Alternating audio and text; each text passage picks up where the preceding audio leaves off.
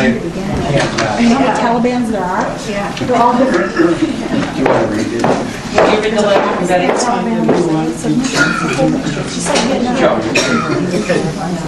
I only made 25 copies, so I apologize. I don't know how many people want to come, so. It's okay, if it's read out loud, if it's read out loud, everybody doesn't need their own copy. Yeah. Yeah. Yeah, we can make. One who would have been requested. You gave us 6, right? From Betty here, reads, I want to thank our neighbors for peaceful sharing views on a very important foreign policy issue facing our country. The presence of U.S. troops, along with tens of thousands of military contractors in Afghanistan, reflects the difficult challenge of transitioning a failed state into a responsible sovereign state, capable of providing for the basic needs of its own citizens.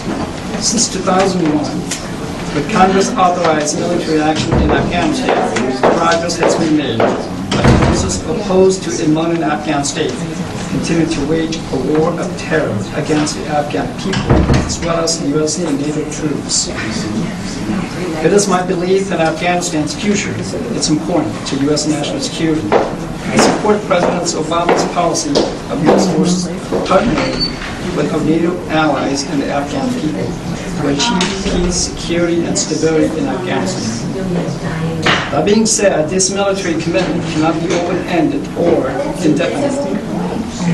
This is why I am a co-sponsor of H.R. 5015, a bill by Representative Jim Mccollum to require a plan for the safe, orderly, and expeditious redeployment of U.S. armed forces from Afghanistan. Furthermore, in 2009, I support the Mccollum amendment to the Defense Authorization Bill, H.R. 2647, requiring the Department of Defense to provide Congress with an exit strategy from Afghanistan no later than December 31st, 2009. Unfortunately, the Mccollum amendment was defeated 138 to 278 votes. Planning for the exit strategy is critical, but I do not support cutting off funding for U.S. troops in Afghanistan or requiring an immediate withdrawal without consideration for conditions on the ground. An immediate withdrawal of U.S. troops would, in effect, abandon the Afghan people and allow the Taliban to once again create a terrorist safe haven. Clearly, such an outcome is unacceptable. It would result in greater insecurity for the American people and absolute misery for the Afghan people.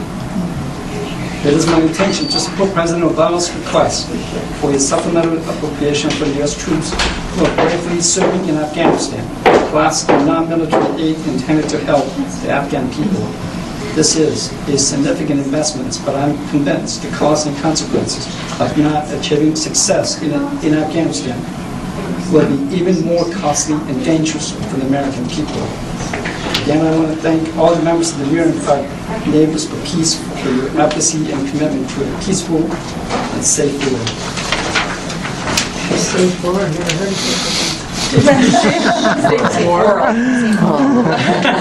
thing. Thank you.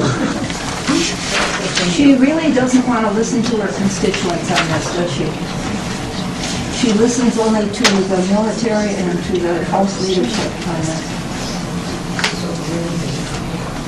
Well, I just want to say that, I mean, she voted against the resolution on the Iraq war resolution, and she voted in support of the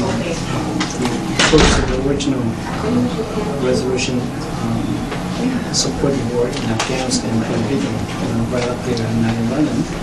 So, Steve, I'm just going back to your point earlier when you mentioned about put some quotes from Betty's statement, so that's in reflection to the war in Iraq and Afghanistan. You know that Betty didn't support the Iraq war resolution. So I just want to clarify that. Sure. We should support for the war resolution in Afghanistan.